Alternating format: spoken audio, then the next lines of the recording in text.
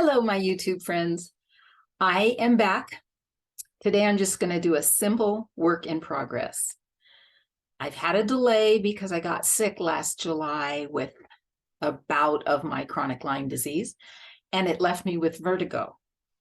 And I don't know if you've had vertigo before, but because I use an electronic device for my chart, as I'd look down and look at my chart, I'd get like nauseous. So I couldn't do much cross stitching. I could sit and knit because that was, a no-brainer for me at the time. I could even sit at my sewing machine, but sitting to cross stitch and focus and then look at the chart was making me kind of like nauseous and sick. Took me a while to get over the vertigo, and then company, and then colds and flus and all that kind of stuff. But I'm just going to do a quick WIP parade so you can see my progress. And I just have a couple of things to show you that I've done. First of all, I want to show you what my friend made for me. I've shown you this Kay's lap stand before, and it was designed to sit on my lap, or at least that's how it felt for me. So my friend made this extension. So now it just works so perfectly. Position if I put it under my thigh and sit on it. Everything locks in. He did such a nice job. My girlfriend, his wife, is such a good cross stitcher. So she has always good tips for me. So then I could sit and cross stitch with it elevated and not shifting or moving.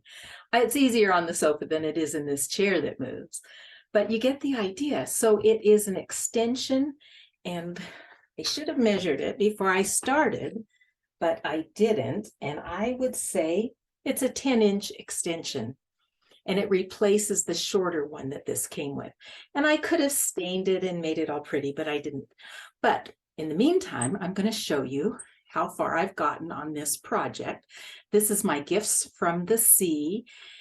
And I really did work on it quite a bit before I got sick. So you may not be able to see all the work I've done on it, but I've done a lot of back stitching and the center stitching.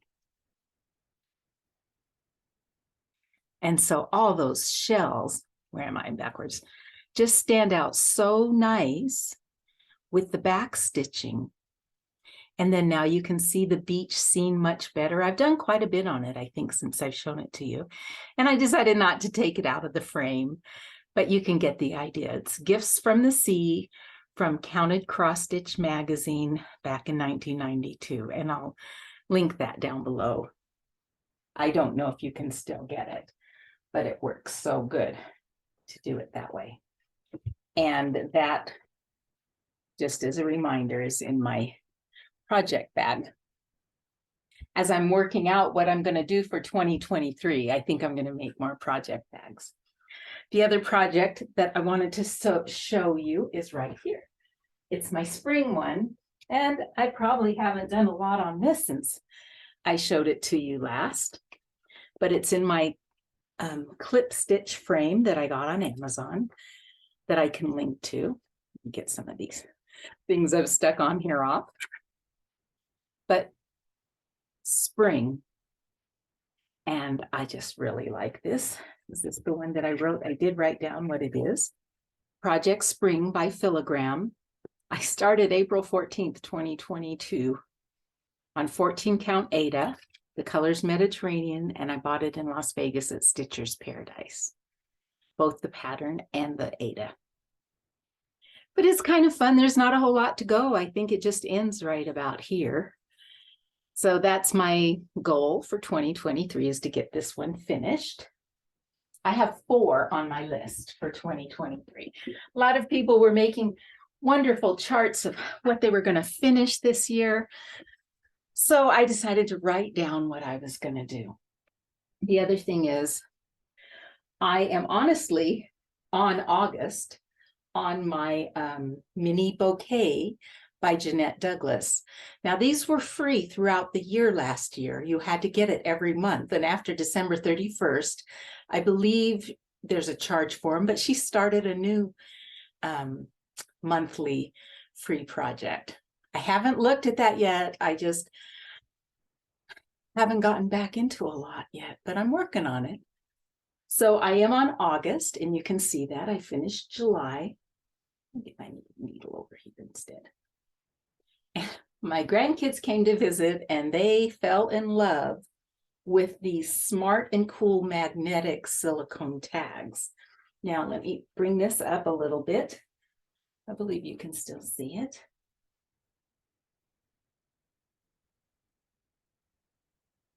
So what these do, they are just so wonderful. They took them off the sides of my project for me. They slip around, magnet on that side. I think I'll do it like that, magnet on this side, and they hold it tight. And then if I put one on this side, a lot of you maybe already use these, but I think they're kind of cool. And they are very magnetic. They were made to like wrap cords, your TV cords or what have you. So, okay, so I'm going to put one right here. Of course, you have to put the magnet side up. So it gives it tension on the sides. I'll put one here and I'll put one here, and you can see how that's going to hold that firmly for me.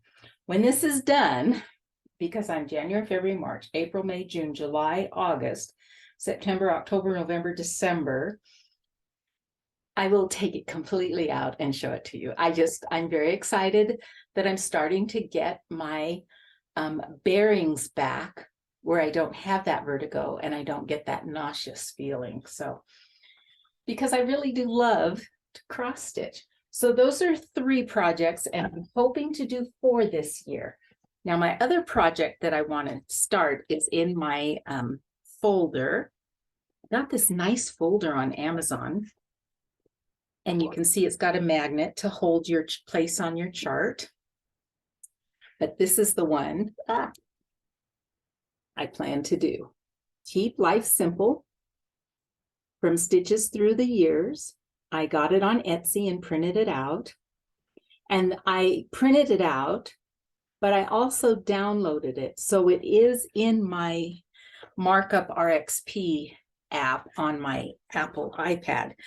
But I have this beautiful linen fabric that was a gift from someone who watched a video. It's Seraphim Hand Dyed Fabrics. Tobias is the color, Lugana 18 by 26. It's beautiful, beautiful linen. I haven't used it yet. It's like I keep putting off using it, but I have all the colors and I have everything here in my packet to do. And you can see it's a metallic end. So when I put my chart on, just going to grab a page that's hopefully a chart page.